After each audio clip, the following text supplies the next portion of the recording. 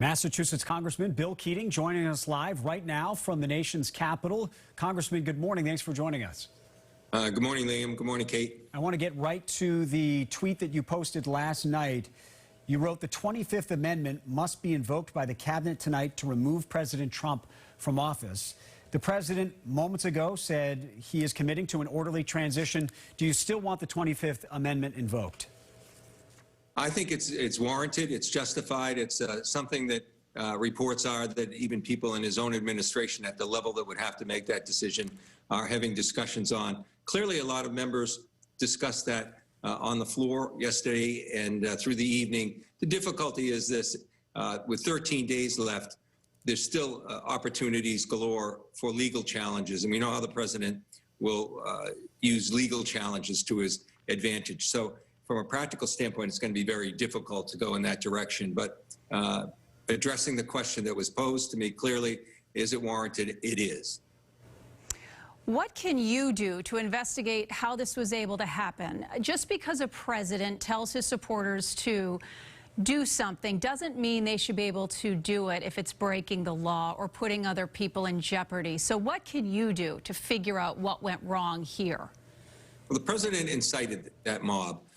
Rudy Giuliani, if you look at the clips, incited that mob, talking about trial by combat. That's what's going to be necessary, linking Democrats in that trial by combat as they were getting ready to march. The president saying, I'm going to be with you marching, which of course he wasn't. And we're going to go down there. So all that kind of, and we can't be weak, we have to be strong. All that kind of rhetoric fired up a mob. In terms of the security of how this happened, I was on a Tuesday afternoon, the afternoon before, I went around, as I often do, and talked to the police prior to these events and asked them, how are you planning this? Because it's something I'd been involved in before in my former life. And they were clear. They thought they were prepared. They said they were in contact with the D.C. police and other security and police forces, and they had the matter under control. Clearly, they didn't.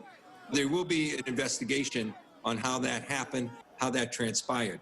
The president was the catalyst and has been working up to this for some time, but the security failed as well in terms of the extent where they breached the perimeter. There was a perimeter far enough away, but that wasn't fortified.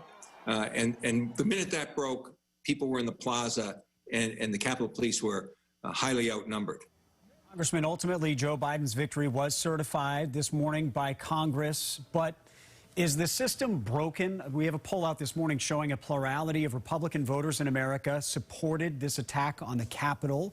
You had most of the Republican members of the House this morning voting to reject the electors and overturn the election. Is the system broken, and what do we do to heal the country here? There was an attack on our democracy yesterday from outside the Capitol and from inside. The senators and House members that moved to nullify this election, a free and fair election that was certified by all the states, they're complicit too. And that's important. That's weakening our democracy at the inside. And even the events of yesterday did not move many of those, if any, of those House colleagues to change their position. And it didn't move the president significantly, even when he made his two statements. The first one, to ask people to go home.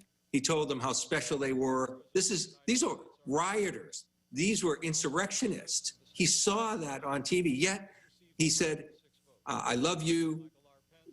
We have a special relationship. Please.